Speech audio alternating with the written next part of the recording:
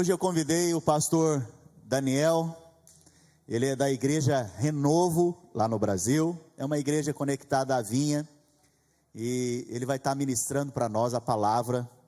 Eu gostaria que o pastor viesse aqui à frente agora. Glória a Deus. Vamos orar por ele? Glória a Deus. Pai, peço que o Senhor o abençoe, que ele seja usado agora como boca do Senhor, Pai, nas nossas vidas, que ele seja usado como instrumento nas tuas mãos, para liberar a palavra da vitória, de profecia, a palavra de cura, de restauração, a palavra do Senhor para nós, os sacerdotes, na tua casa, em nome de Jesus, amém. Amém, boa noite, a graça e a paz do Senhor, amém. Pastor Paulo, obrigado pelo convite. Pastor Márcio, que honra, né, estar nessa igreja aqui, é tão abençoada, e eu tenho certeza que Deus quer fazer algo poderoso nessa noite. Você também crê nisso? Estou feliz, estou aqui com um Ponta Grossense também, né, eu sou lá de Ponta Grossa, no Paraná, e o João, né, foi meu discípulo muito tempo. Faz quantos anos está aqui, João? 3 anos. Aí, pastor Paulo, é um discípulo para vocês agora aqui, ó. Aí mandei mensagem para ele, está aqui com o filho, que alegria tê-lo aqui. Mas você está feliz? Os homens estão felizes? Você sabe que sempre o ditado é que as mulheres que levam a igreja, no sentido de que elas louvam, elas têm força, elas têm cargo. Mas eu quero dizer para você que nós vamos mudar essa história hoje, essa noite, amém? Você vai participar desse culto comigo, e você tem pelo menos 2 motivos para estar feliz. Conta isso para o irmão que está do seu lado, diga assim: você tem pelo menos 2 motivos para estar feliz nessa noite. Diga para ele: o primeiro é porque Jesus te ama. Esse é um bom motivo? Fala para ele: e o segundo é porque você sentou do meu lado. Aí é um motivo de felicidade, amém? Mas por quê, pastor? Porque é o seguinte: você vai ser tão abençoado nessa noite que vai respingar aí para os irmãos que estão do lado aí. Você crê nisso? Aleluia. Eu creio que Deus tem uma palavra ao seu coração, e nessa noite eu quero falar, né, a respeito desse tema, nós criando raízes profundas para esse ano da aceleração. Você sabe que até o pastor Márcio, uma vez nós fizemos, acho que a live mais aleatória da história, né? Aí no outro dia os irmãos, se não me engano eram 11h30 da noite, pelo menos lá no Brasil. O pastor Márcio estava lá, eu entrei, ele falou: o pastor Daniel está aí, vamos lá, vamos conversar. E depois o irmão da igreja falou: o que você estava 11h30? Falei: eu não sei também, mas a gente estava. Mas pastor, quero dizer que através daquela live o Senhor me deu uma palavra, né, ao meu coração, que eu ministrei para a igreja, né, sobre essa questão da aceleração, de você arrumar as coisas, preparar as coisas.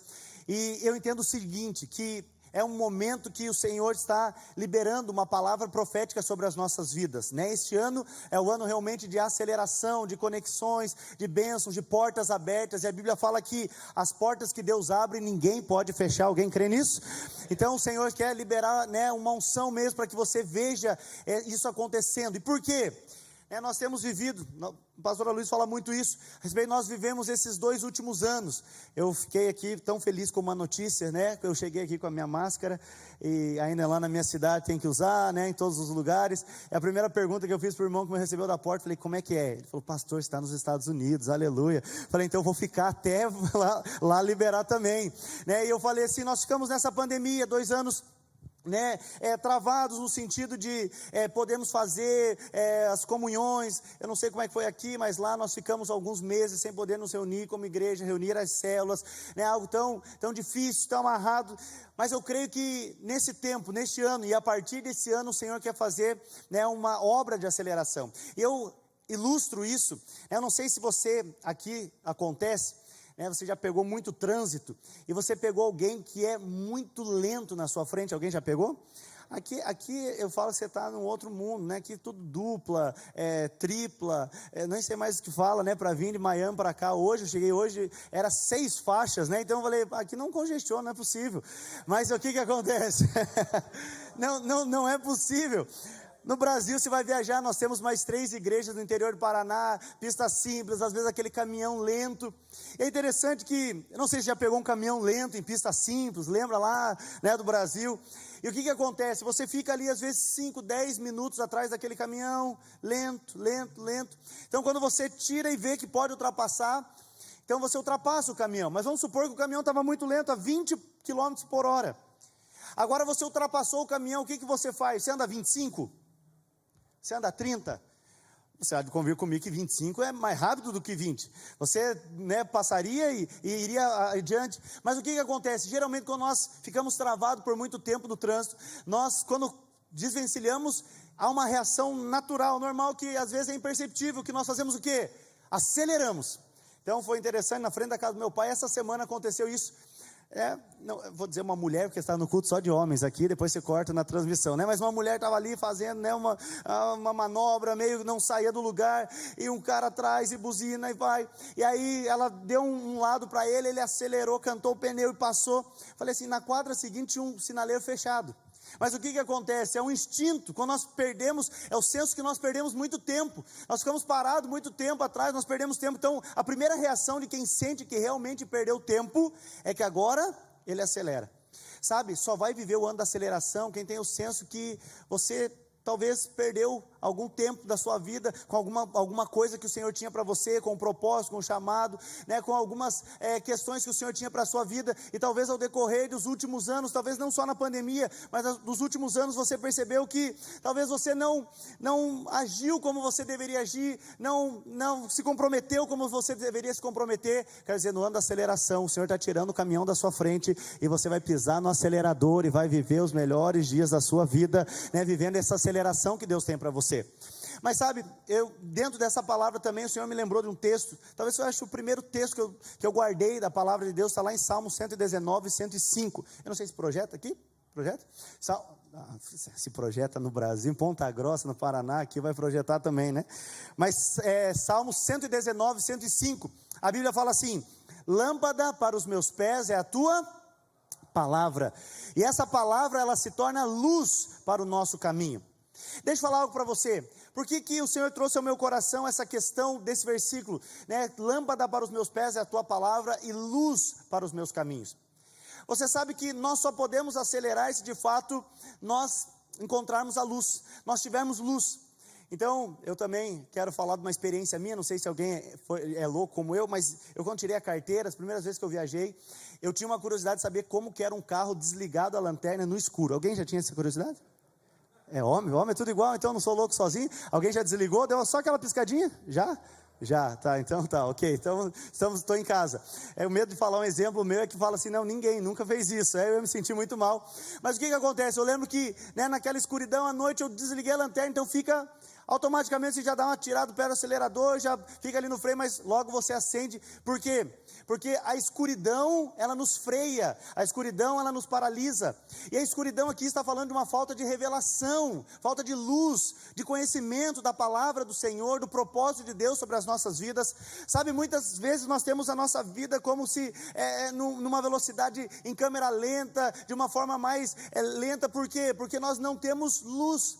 Então, você pode vir aqui aos cultos todo domingo, conhecer esse prédio aqui todo, vir e saber aonde fica todas as coisas, mas se você está aqui andando, orando, se movimentando, e as luzes todas se apagam, a primeira reação tua é o quê? Parar, estagnar. Então você começa a colocar as mãos, por quê? Porque agora na escuridão você pode encontrar uma cadeira, bater a sua canela.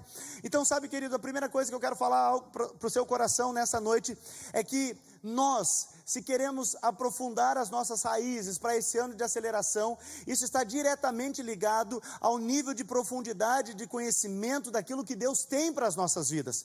Nós precisamos crescer em luz, nós precisamos crescer em revelação, nós precisamos crescer na graça e no conhecimento do Senhor. Você sabe, esses dias eu estava conversando com a minha esposa, ela estava vendo essa ilustração, na floresta amazônica quase todas as árvores são da mesma altura, do mesmo tamanho. Mas tem um tipo de árvore lá, específica, que ela se sobressai. E por que ela se sobressai? Porque ela precisa buscar a luz que está no alto. Se ela ficar embaixo, ela não consegue sobreviver, então ela vai, e ela se destaca. Essa árvore tem que ser eu e você. Nós temos que ser aqueles que sempre buscam a luz do alto, a luz que vem do alto, a clareza do Senhor sobre as nossas vidas. E eu quero falar a respeito disso, eu quero que você abra, nós vamos meditar nesse texto de Efésios capítulo 1, versículo 16 a 19, sei que é difícil chegar a primeira vez, e ficar falando se você é Nutella ou raiz, Mas eu não vou perguntar isso, né? Senão você vai criar um bloqueio comigo. Mas eu creio que não importa como você entrou, você vai sair daqui raiz, um homem de verdade, um homem de Deus, amém? Efésios capítulo 1, versículo 16 até o 18, diz assim: não cesso de dar graças por vós, Paulo falando, a igreja de Éfeso, fazendo menção de vós nas minhas orações, para que o Deus do nosso Senhor Jesus Cristo e Pai da glória vos conceda espírito de sabedoria e de revelação no pleno conhecimento dele. Como isso? Iluminando os olhos do vosso coração, para saberdes qual é a esperança do seu chamamento. Então há uma porção de luz, né, no nosso coração, primeiro, para saber qual é o nosso chamado. Segundo, qual é a riqueza da glória da sua herança. Então o Senhor quer iluminar o nosso coração para que nós entendamos o nosso chamado, para que nós compreendemos a nossa herança. E ele termina dizendo, da sua herança aos santos, 19. Mais um. E qual a suprema grandeza do seu poder para com os que cremos, segundo a eficácia da força do seu poder. Veja só, o apóstolo Paulo então está dizendo, olha, a minha oração é para que o Senhor conceda espírito de sabedoria, de revelação no pleno conhecimento dele, para que os olhos do seu coração sejam iluminados, para que você então compreenda o seu chamado, compreenda a sua herança, e compreenda o tamanho do poder de Deus na sua vida. Então, nesse mesmo texto ali de Salmo 119, que diz que a palavra de Deus, ela é lâmpada para os nossos pés, e nós, de forma inconsciente mesmo, nós andamos sempre na direção da luz.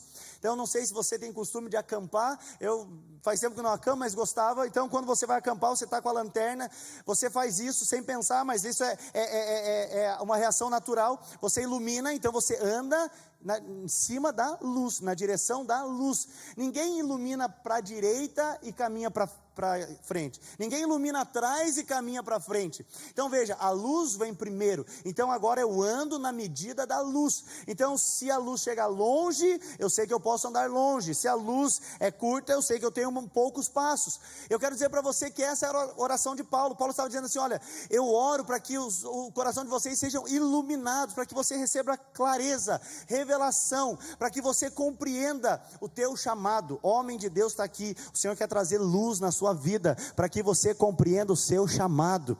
Você foi chamado para Deus, você tem que ter a revelação completa. Você foi chamado para quê?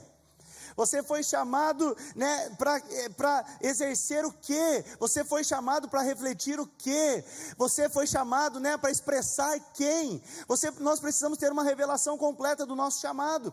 Lá, e chamado fala também do propósito. Lá em Jeremias 1,5 o Senhor diz, né, que antes de nós nascermos, lá no ventre da nossa mãe, ainda o Senhor já nos constituiu profeta das nações. Já há um propósito, já há um chamado sobre as nossas vidas.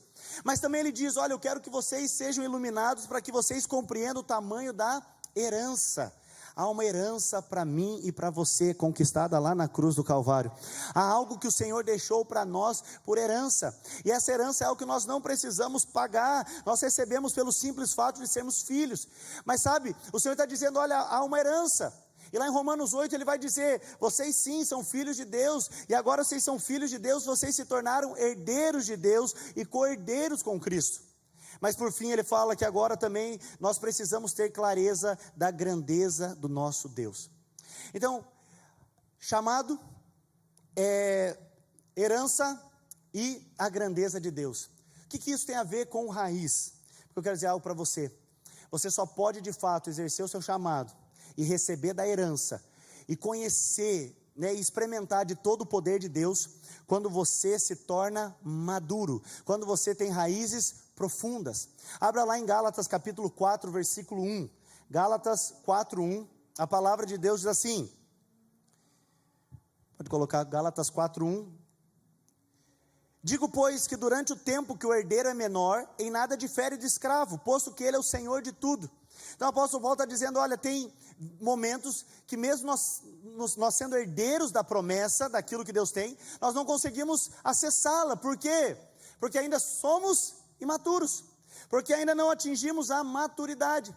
Então veja só, a falta de maturidade, a falta de profundidade, a falta de estabelecer raízes, a falta de luz, a falta de clareza, faz com que nós percamos, né, a bênção de nós experimentarmos da grandeza de Deus, de recebermos a nossa herança e de cumprirmos o nosso chamado. Sabe, hoje mesmo eu estava conversando com o tio da minha esposa aqui, que mora aqui, ele falava assim, qual que é o problema que você vê? Falei, olha, agora, né, na pandemia ficou muito claro que muitos cristãos, o problema é a passividade, né, a questão da mornidão, é aquela, sabe, eu até venho, eu até participo, mas eu não quero dar um passo, eu não quero seguir adiante, eu não quero me comprometer muito. E queridos, você está aqui num jejum, falando sobre raízes profundas.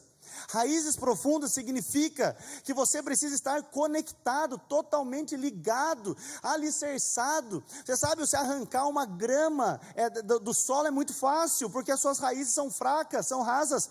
Mas lá no Paraná tem uma árvore, araucária. Alguém é do Paraná? A araucária é linda, eu acho linda essa árvore, dá o pinhão, você tem que experimentar o pinhão. Mas você vai arrancar uma araucária, é difícil.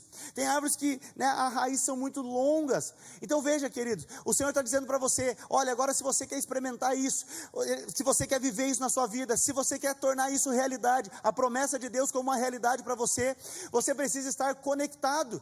Você precisa estar amadurecido, você precisa estar enraizado.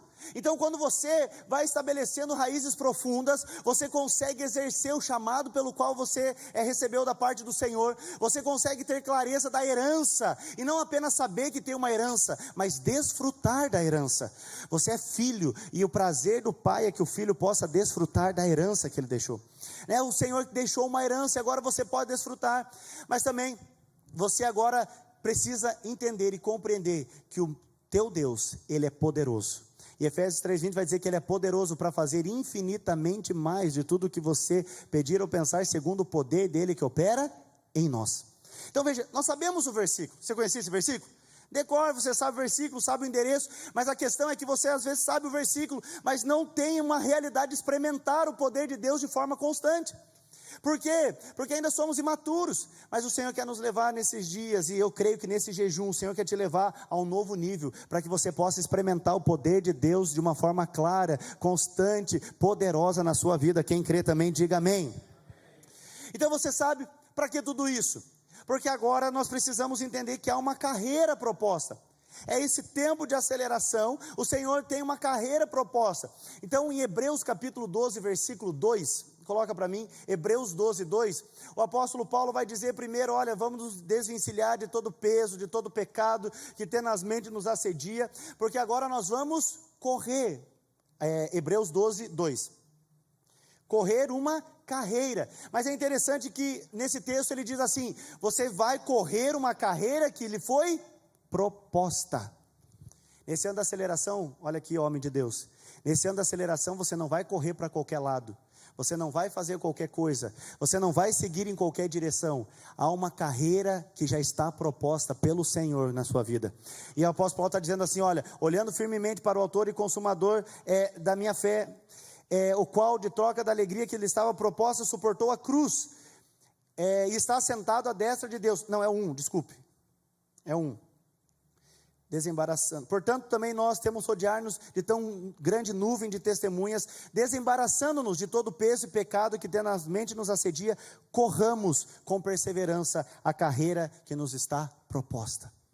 O Senhor tem algo para a sua vida, o Senhor tem uma carreira para você, o Senhor tem um propósito, o Senhor tem um chamado, o Senhor tem algo para a sua vida. Homem, você que entrou aqui nesta noite, você que está ouvindo essa palavra, tem uma convicção no seu coração, Deus tem algo específico para você. Você não está aqui por acaso, você não se conectou à vida dessa igreja por acaso, você não participa de uma célula por acaso, você não conheceu os pastores e os seus líderes por acaso, você está aqui porque o Senhor está te mostrando, está te trazendo trazendo luz, está te trazendo clareza a respeito da carreira que Ele já tem preparado. Deus não é pego de surpresa não, quando você veio o caminho já estava pronto, quando você veio o propósito já estava estabelecido, quando você foi chamado, é porque tudo que Deus tinha para você já estava desenhado. Então é simplesmente agora você precisa o quê? Criar raízes, se aprofundar em Deus, buscar a revelação desse caminho, desse chamado, desse poder, dessa herança, e principalmente, você precisa viver esta realidade na sua vida.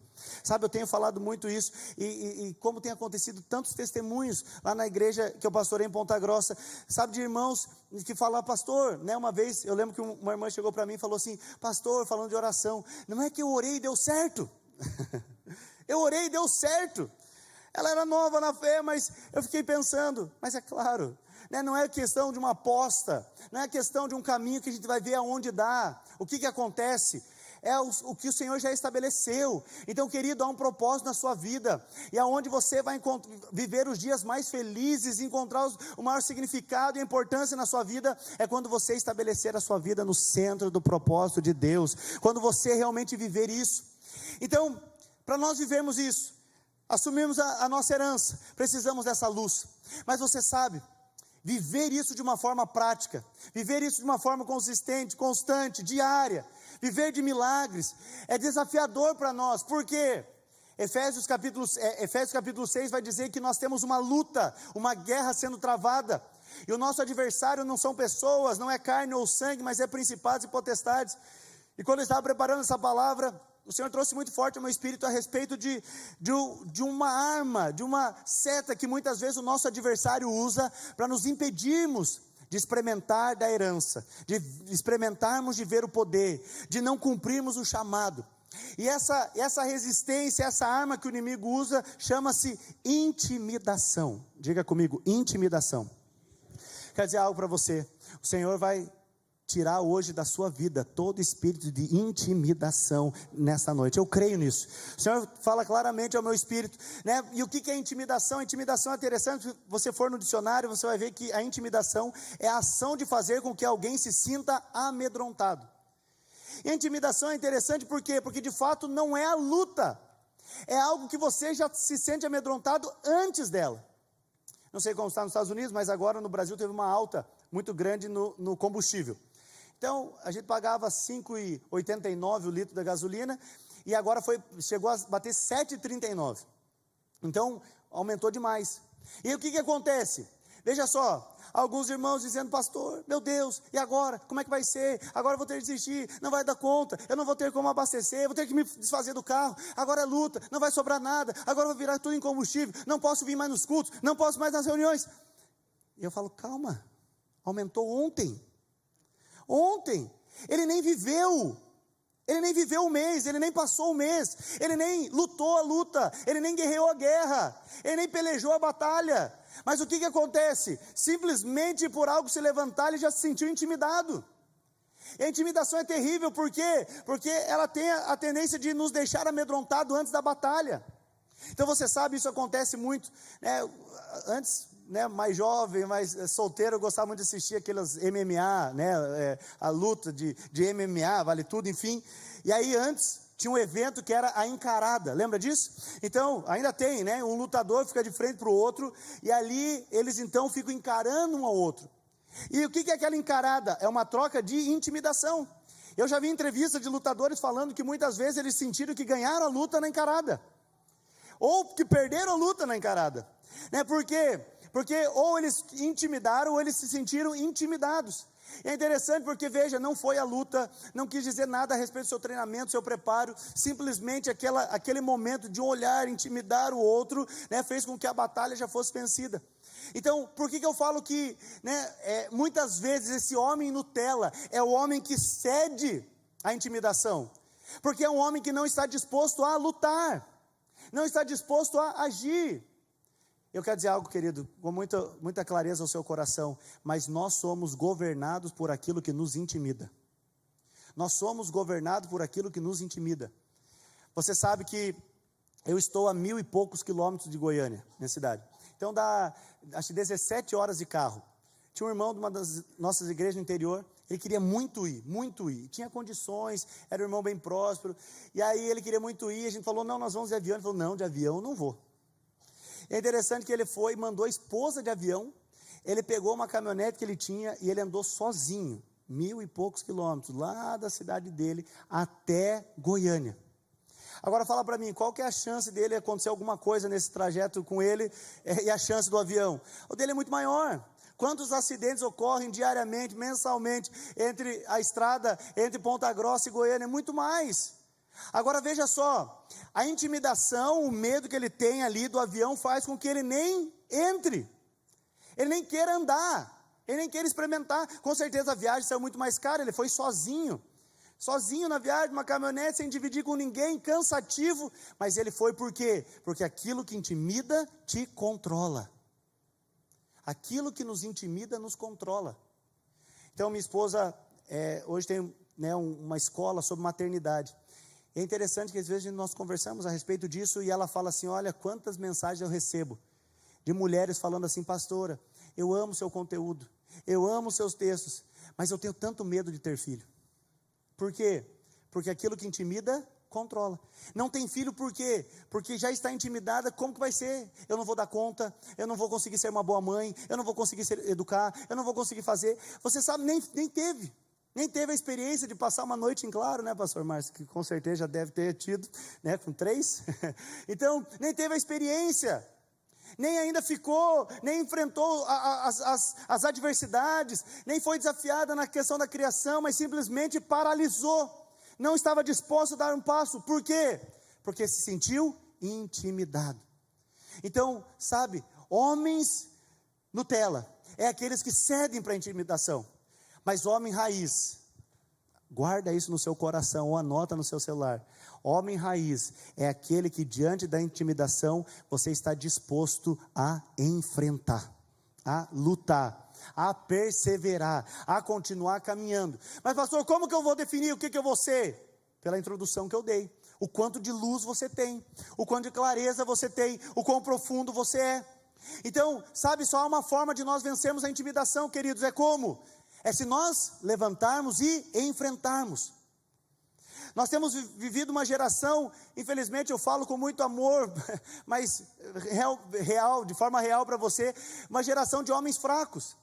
Você sabe, certa vez alguém, não sei quem é o autor dessa frase, já vi tanta gente falando, mas diz assim, tempos fáceis criam homens fracos criam tempos difíceis criam homens fortes, mas homens fortes criam tempos fracos, que vão criar homens fracos, que vão criar homens difíceis. Então você vê, aí você para imaginar, nós estamos vivendo um tempo fácil ou um tempo difícil? Um tempo difícil, mas o que precede um tempo difícil? Homens fracos criam tempos difíceis. Mas eu quero dizer para você, tempos difíceis é a hora de forjar homens fortes. Eu quero dizer para você, nesse tempo difícil, ou nesse tempo de luta que nós estamos passando, de forma global, mundial, é hora que o Senhor quer forjar os seus valentes. Não sei quem falou aqui dos valentes, Davi, mas eu quero ser um deles. Alguém que entenda o propósito do Senhor e decida levantar, lutar e viver tudo aquilo que Ele tem para mim. Tem alguém comigo nessa batalha aí? Você é a raiz ou não? Né? Você precisa, né, se posicionar. Só tem uma forma de vencer a intimidação, enfrenta. Eu lembro uma vez que eu fui visitar um casal, pastor Márcio, e aí a mãe estava ali chorando, relatando, né, estava com problema com o filho, e aí veio relatando para nós, pastor, é o seguinte, quando eu preciso corrigir meu filho, ele vira para mim e fala assim, não gosto mais de você, não te amo. Falei, nossa, realmente é algo muito preocupante, né? Eu falo, tá, e 5 minutos depois, o que ele faz? Aí ele vem e me abraça. Eu falei, tá bem-vindo, a maternidade é isso, né? Mas a pessoa ali, ela desmoronava, aquela mãe desmoronava. E aí, por causa disso, o que acontece? Uma criança de 2 ou 3 anos, não lembro quanto tinha, governava a casa. Por quê? Porque a mãe se sentia ameaçada, intimidada. E aí a criança falava assim, quero meu Nescau. Já vai, filho, agora. Ah, então tá bom. Por quê? Porque senão eu não gosto mais de você. Ei, está uma geração de um monte de homem melindroso nisso. Sabe, melindroso. Às vezes que, sabe, quer fazer beicinho. Olha só, vindo para cá, fiquei sabendo de uma. Vou contar os exemplos da minha igreja, porque daí não pega ninguém aqui. Mas o irmão do louvor, ai, vai, precioso irmão, gente finíssima, mas O que acontece? Nós tínhamos um pequeno estacionamento lá no prédio da igreja e a gente deixava o louvor estacionar e os discipuladores. Só que agora nós multiplicamos, os discipuladores aumentaram, glória a Deus. E aí falamos assim, ó, o pessoal do louvor chega antes, deixa na frente, deixa o estacionamento dos discipuladores. Aí o irmão, o outro já, né, ainda bem sempre tem os irmãos que traz a luz, né, a reclamação, mandou uma mensagem, louvor está sendo jogado de lado, mas mal eles sabem que no louvor não vai ter pregação, no céu não vai ter pregação, é só louvor. Falei, Jesus amado. Aí eu falei, indo viajar, agora você me veio com essa. Mas sabe, irmãos, o homem, em vez de falar assim, pois se eu quero estacionar, eu vou virar um discipulador, aleluia. Eu vou me levantar, eu vou multiplicar minha célula, eu vou me posicionar. Ele está fazendo biquinho porque o outro vai pôr o carro e ele não. Olha só a geração que nós temos vivido, de homens fracos, homens Nutella, e por isso criamos tempos difíceis. Mas eu quero dizer para você, nesse tempo, e eu creio que não é só o tempo difícil, mas é o tempo do fim, e nesse tempo do fim, o Senhor quer forjar homens valentes, que não se deixem intimidar, que não retrocedam, não paralise diante da intimidação, mas que se levante em fé, e viva tudo aquilo que Deus tem para você. Eu quero citar 2 exemplos para nós caminharmos para o fim. Primeiro está lá em Números capítulo 13, Números capítulo 13, você pode colocar o 27 ao 29, mas no versículo 1, o Senhor fala para Moisés, olha, separa 12 homens, para que vão e espiem a terra que eu hei de dar aos filhos de Israel. Qual que era a promessa? Que a terra seria deles. Não era algo subjetivo, não era algo que não era muito claro, não, o Senhor estava falando, o próprio Deus estava falando, olha, a terra é de vocês só vão avistar, vocês só vão espiar, mas a terra é de vocês, eu já prometi, tirei vocês do Egito para isso, lá é Canaã, é a terra prometida. E aí, no versículo 26 até o 29, a Bíblia, 27, né, 27, pode deixar o 27, 27 ao 29 diz assim, relataram a Moisés e disseram, 10 deles, dos 12, fomos à terra que nos enviastes, e verdadeiramente mana leite e mel, e este é o fruto dela. Perceba, nem sempre quem está intimidado, ele esquece da promessa. Eles falaram, verdadeiramente essa terra é boa, essa terra mana leite e mel, e olha aqui o fruto dela. Mas para quem se sente intimidado, querido, para o homem Nutella, sempre tem um mas. Pastor vem para você e fala, aí irmão, vamos se envolver. Não pastor, eu sei que preciso, mas eu trabalho muito. Não pastor, eu sei que o Senhor tem um chamado para mim, mas eu vou esperar o meu filho crescer, mas foi isso que aconteceu. Eles não perderam o senso do propósito, da visão, da promessa. Mas agora o que acontece? Tinha um mas, e aí o versículo 28 eles continuam dizendo assim, mas o povo porém, que habita nessa terra, é poderoso demais, as cidades são muito grandes e fortificadas, também vimos ali os filhos de Anak, 29, os amalequitas habitam na terra do Neguebe, os heteus, jebuseus, amorreus habitam na montanha, os cananeus habitam ao pé do mar e pela ribeira do Jordão. Veja só, primeira coisa, quem está debaixo de um espírito de intimidação, ele sabe que há uma terra prometida, mas ele foca os seus olhos na circunstância. Anote isso, quem está debaixo de intimidação, quem não é um homem raiz, ele sabe que há uma promessa, mas ele está focando nas adversidades, focando nos problemas, focando nas lutas. Então veja só, muitas vezes nós achamos que perdemos o senso de propósito, quando nós desviamos, não sabemos mais, não temos clareza do que o Senhor tem. Não, a intimidação muitas vezes não rouba a sua consciência da promessa, mas ela rouba os seus olhos. Você sabe que Deus tem, mas você já não tem fé mais para chegar, para atingir, para viver. Você sabe que Deus preparou, você sabe que há uma Canaã para você. Qual que é a Canaã para a sua vida? É o seu casamento restaurado? É o seu processo migratório? É o seu tempo aqui? É arranjar uma esposa? Qual que é a Canaã? É a paz na sua família? É um filho que desviou? Qual que é a Canaã? Qual que é a promessa? Você sabe, muitas vezes debaixo da intimidação, nós sabemos que há uma promessa de Deus, mas muitas vezes os nossos olhos estão tão focados nas circunstâncias, que nós achamos que jamais poderemos chegar lá. Jamais atingiremos. Então eles falaram assim, verdadeiramente a terra é boa. Eles começaram bem. Então você imagina, todo o povo reunido, agora o relatório, 10 deles chegam, olha, verdadeiramente a terra é boa. Eu sinto que a congregação ficou animada, falando, oh, é boa mesmo, eles foram ver, é a nossa terra. Aí eles falam, entretanto, ali há gigantes, cidades fortificadas, nós não conseguiremos vencer. A segunda coisa que a intimidação faz, ela também faz com que você despreze as promessas. E aí, na continuação do texto, ali no versículo 32, vai dizer que agora eles passam a infamar a terra. Agora eles passam a maldizer aquilo que é a promessa. E aí um último estágio que a intimidação faz é o quê? Nos diminuir. No versículo 33 você vai ver aqueles homens falando assim: e nós éramos aos nossos olhos como gafanhotos. Então veja só, agora eles tinham uma promessa, Canaã, a terra prometida, eles viram, a terra era boa, Deus tinha falado, mas eles olharam os gigantes, olharam as circunstâncias, eles começaram a infamar a terra, e agora eles chegaram no pior estágio. O pior estágio é quando você se sente pequeno. Quer dizer algo para você, querido? Quando alguém fala que você não é nada, você reverte isso facilmente. Você medita na sua identidade, renova sua mente quem você é em Cristo, e automaticamente Deus vai te levar a lugares grandes. Mas quando você mesmo diz que não é nada, aí é o problema. Então quando os outros dizem, há uma esperança em Deus, né, e na sua identidade sendo reafirmada, mas quando você mesmo diz que agora é pequeno, que agora é insignificante, que agora é incapaz, acabou, você cedeu, você parou, você retrocedeu diante da intimidação. Mas graças a Deus, porque diante de um cenário desse, sempre Deus levanta homens que são exemplo para nós, né, de homens que não se curvam diante dessa intimidação. E aí como que a intimidação foi vencida, está lá no versículo, no capítulo 14, versículo 6 a 9, o versículo 6 vai dizer assim que, então Josué e Calebe rasgaram as suas vestes. Aí você pode pensar, pastor, isso é literal, para eu vencer a intimidação, eu tenho que rasgar minhas vestes? Não, querido, esse rasgar a veste, apenas a Bíblia está falando de uma atitude que você precisa ter diante da intimidação. Era como se eles falassem assim, ei, e se indignassem, e se posicionassem, e decidissem, nós não vamos ceder a essa pressão, nós não vamos nos curvar a essa adversidade, nós não vamos fraquejar. É como se eles falassem assim, ei, rasgaram suas vestes e falaram, nós não somos Nutella, nós somos raiz.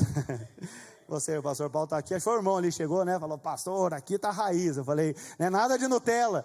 Falei, isso aí, né? Então, Josué e Calebe foram aqueles homens que falaram assim, nós somos raiz, nós somos raiz. O Senhor vai te levantar nesses dias, para você ser o Josué e Calebe, que rasgue as suas vestes. E para encerrar, eu quero, o pessoal do louvor já está aqui, eu quero ler só um texto com você, que o Senhor falou muito forte ao meu coração, que está lá em Lucas capítulo 8, Lucas capítulo 8, nós vamos ler do versículo 40 ao 42, e depois o 49, Lucas 8, 40 ao 42, diz assim, ao regressar Jesus, a multidão o recebeu com alegria, pois todos o estavam esperando. Eis que veio um homem chamado Jairo, que era chefe da sinagoga, e prostrando-se aos pés de Jesus, lhe suplicou que chegasse até a sua casa. Por que ele estava clamando para Jesus? Pois tinha uma filha única de uns 12 anos de idade, que estava à beira da morte. Enquanto ele ia, as multidões o apertavam. Por que eu parei no 42? Olha aqui, você precisa entrar na história agora, entra comigo na história. Nós estamos aqui, uma multidão, Jesus, chega Jairo, e Jairo então ajoelha diante de Jesus, fala assim, Jesus, o senhor precisa ir lá em casa. Por quê? Porque a minha filha de 12 anos está morrendo, está à beira da morte. Jairo estava falando, o Senhor é a minha esperança, minha única esperança, minha última esperança. E aí então, Jesus diz, ok, vamos. Por que eu parei aqui no 42? Porque do 43 ao 48, você vai ver que no meio dessa história é inserida uma nova história. Qual? Da mulher hemorrágica. Então a Bíblia está falando que Jesus está indo, a multidão aperta, e aí vem uma mulher e toca nas vestes de Jesus. O que Jesus faz? Jesus para, diga comigo, para. Jesus para, e agora ele quer saber o quê? Quem me tocou? Veja aqui, você sabe o final da história, talvez para você não consegue contextualizar tanto, mas vem aqui comigo. Você já andou de passageiro no carro com alguém que você estava com muita pressa e essa pessoa era muito lenta? Sim ou não? Alguém já fez isso? Eu sou terrível de passageiro, sou terrível. Eu fico freando, fico acelerando, né? Não gosto. Mas você sabe, é tão terrível. Uma vez eu fui pregar na igreja do pastor Hermes, lá em Curitiba, na Videira. E aí saímos de manhã, eu pedi para um discipulador lá, vamos junto. E ele falou, vamos pastor, eu te levo. Rapaz, Ponta Grossa, Curitiba, a pista é boa, é dupla, 100 quilômetros, faço em 1 hora, facinho. Ele foi a 80, 70, eu falando, Jesus, eu tenho um compromisso, vai, né, a vontade de falar assim, vai. Agora veja a cena, o cara está com a filha morrendo, Jairo, morrendo. Jesus topa de ir na casa dele. Chega uma mulher atrás e toca Jesus. Jesus para e pergunta: quem me tocou? Imagine Jairo falando assim: Jesus, quem te tocou? Quem tocou? O que te interessa? Quem te tocou? Minha filha está morrendo. Não, é que eu saí que senti algo diferente. Saiu virtude, poder de mim. E já falou: mas e daí? Já saiu, vamos continuar. Não precisa parar, já curou, já saiu. E agora Jesus para e Jesus olha. Então, olhando naturalmente aquela história, Jairo podia falar: ei, tá atrasando tudo. E é o pior momento da história, é porque no versículo 49 vai dizer que ainda essa cena estava acontecendo. Jesus ainda estava falando com o povo, quando chegou, pode pôr no 49, quando chegou alguém e disse assim: Jairo, não incomodes mais o mestre, a sua filha morreu. Olha só, queridos, diante dessa situação, Jairo podia ser o Nutella ou o Raiz. Tinha 2 caminhos. Ele podia escolher o caminho Nutella, que ia falar o quê? Falei, Jesus, se não tivesse atendido essa mulher, o que interessava se saiu o poder, quem tocou, o que interessava essa história? O senhor estava indo na minha casa, o senhor já tinha ido, nós já tínhamos conversado, já estava tratado. O senhor perdeu tempo, o senhor se atrasou aí nesse momento, e agora olha aí, minha filha morreu. Versículo 49, 50, diz assim: quando aquela pessoa chega e fala assim: Jairo, não incomoda, sua filha morreu. Jesus vira para Jairo e fala assim, mas Jesus, ouvindo isso, disse: não temas, Jairo, crê somente e ela será salva. Jairo tinha 2 caminhos agora: ou de se afundar na mágoa, ou de jogar tudo para o alto, ou de ficar cheio de rancor, cheio de amargura, ressentido porque Jesus tinha se atrasado, ou falar assim: Jesus nunca atrasa, se Jesus não chegou antes, Jesus não vai curar, Ele vai ressuscitar minha filha. Agora pega aqui uma chave espiritual poderosa, que o Senhor falou fortemente ao meu coração. No versículo 49, o servo de Jairo chega e fala assim: não incomodes mais o mestre, não tem mais jeito, a sua filha morreu. No 50, Jesus vira para ele e fala assim: não temas, crê somente. Então eu quero dizer algo para você, para nós encerrarmos essa noite. Sempre depois de uma palavra de intimidação sobre a sua vida, Deus libera do céu uma palavra de fé ao seu coração. Sempre depois de uma palavra do inferno tentando te intimidar a respeito de qualquer coisa, existe depois uma palavra do céu reafirmando quem Deus é e o propósito dele sobre a sua vida. Então não retroceda diante da intimidação, apenas espere. Após a intimidação, eu preciso estar atento, porque sempre depois da intimidação vem uma palavra do céu reafirmando quem eu sou, o que Deus tem para mim. Jairo, naquela hora, ele entendeu: eu não vou ficar ressentido, eu vou crer no que Jesus falou. Jesus foi, você sabe o final da história. Jesus chega e diz: ela não está morta, ela dorme. Menina, levante. E na mesma hora, ela levantou. Sabe, o que pode estar morto na sua vida? O que pode estar intimidando a ponto de você falar: não tem jeito, não tem mais esperança, eu não consigo mais lutar, eu não vejo mais saída, eu não tenho perspectiva nenhuma, não há mais solução para isso, isso já é caso encerrado. Sabe, talvez para você está ali como o servo de Jairo falando: não incomoda mais o mestre. Olha, Deus, eu nem vou orar mais para isso, eu nem vou te buscar mais para isso, eu nem vou fazer mais nada. Por quê? Porque já não tem mais jeito. Jesus está falando isso é apenas uma palavra de intimidação, porque quando Ele entra na história, até mesmo aquilo que já morreu passa a ressurgir. Quando Jesus entra na história, a morte vai embora. Quando Jesus entra na história, a angústia sai. Quando Jesus entra na história, a dúvida corre. Quando Jesus entra na história, a sua vida é transformada. Então, se você quer ser um homem raiz, você precisa decidir crer hoje naquilo que Deus tem para a sua vida. Você precisa decidir vencer a voz da intimidação, a voz do medo, da incredulidade, e decidir crer. Eu creio no que Deus tem para mim. Tem algum homem aqui que decide nessa noite crer? Fica de pé no seu lugar, eu quero orar por você. Não sei como que o pastor está encerrando, mas eu quero que, se você aí no seu lugar mesmo, se você tem algo que está te intimidando hoje, que você fala assim: pastor, isso é a minha dor, essa é a pedra no meu sapato, eu já desisti. Isso é o que me traz medo, isso é o que não me faz viver por completo o propósito de Deus sobre a minha vida. Você vai começar a orar agora, pastor Paulo vai estar orando com você, e eu creio que Deus vai ministrar o seu coração, e uma nova estação está sendo preparada para você em nome de Jesus. Aleluia. Espírito Santo de Deus, que o Senhor possa tocar o coração dos meus irmãos agora, com a tua unção que é poderosa, com a unção do Senhor que quebra o jugo, que despedaça cadeias, que remove todo abatimento e intimidação. Olha aqui para mim, irmãos. Assim que eu cheguei aqui, o Espírito Santo colocou no meu coração algo.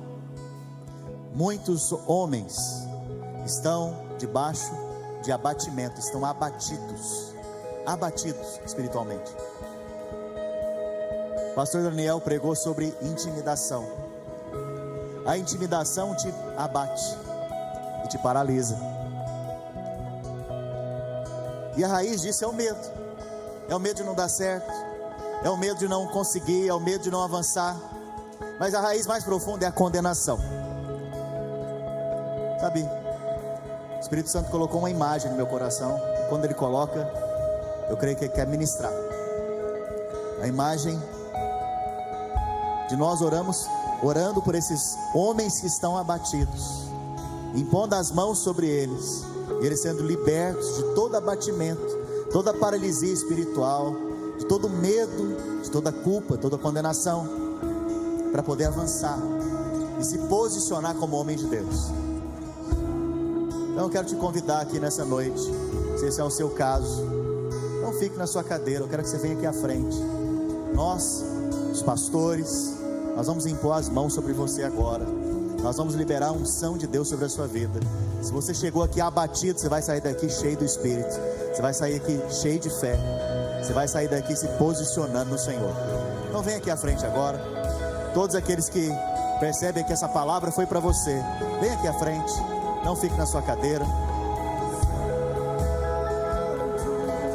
Quero pedir os pastores para me ajudar a ungir os irmãos.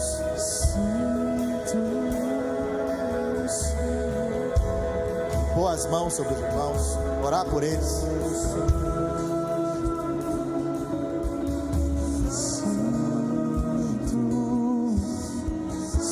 Espírito Santo, todo abatimento agora seja desfeito, em nome de Jesus. Que haja uma postura agora de fé, que haja uma postura agora de ousadia, que haja uma postura agora de firmeza, de homens posicionados no Espírito, posicionados no Senhor, em nome de Jesus, em nome de Jesus.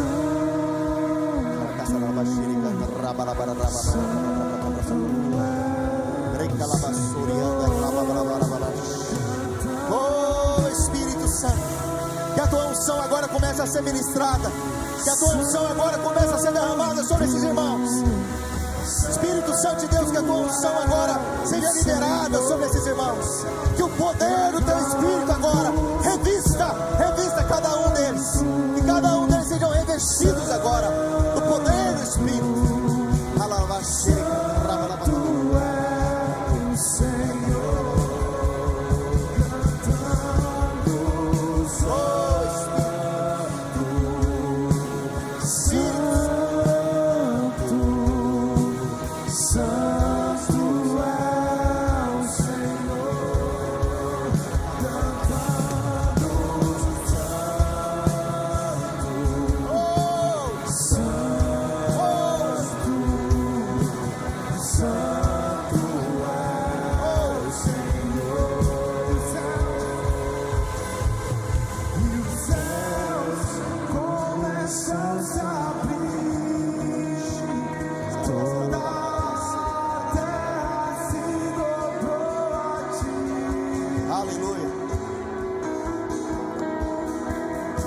Projeta, por favor, Números, capítulo 13, verso 30.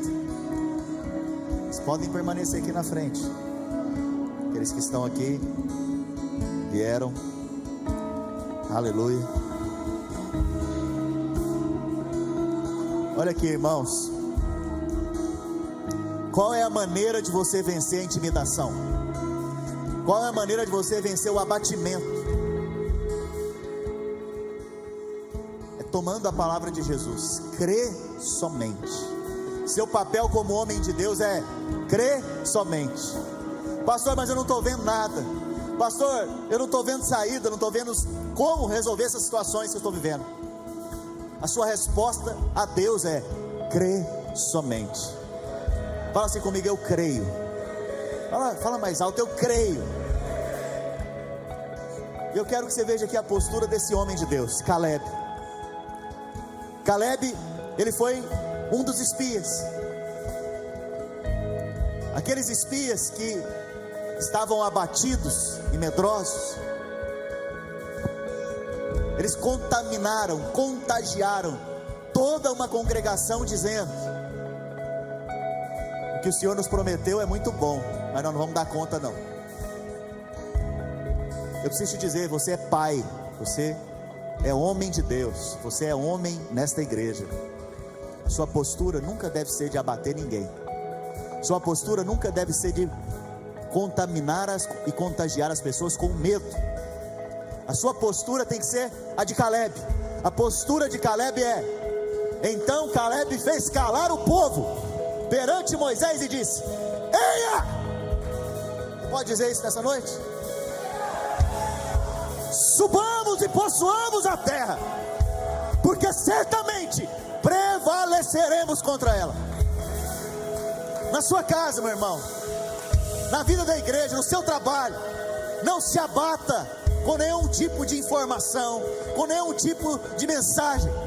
Lembre sempre da mensagem da boca de Cristo. A mensagem da boca de Cristo é: crê somente, crê somente. Mas isso, mas aquilo, não, crê somente. Mas como? Não sei. Creio somente, em nome de Jesus. Você pode dizer isso nessa noite? Eu creio. Aleluia. Glória a Deus. Que o Senhor Jesus te abençoe, Ele te guarde, que você saia daqui pisando e possuindo a terra que o Senhor te deu por herança, em nome de Jesus.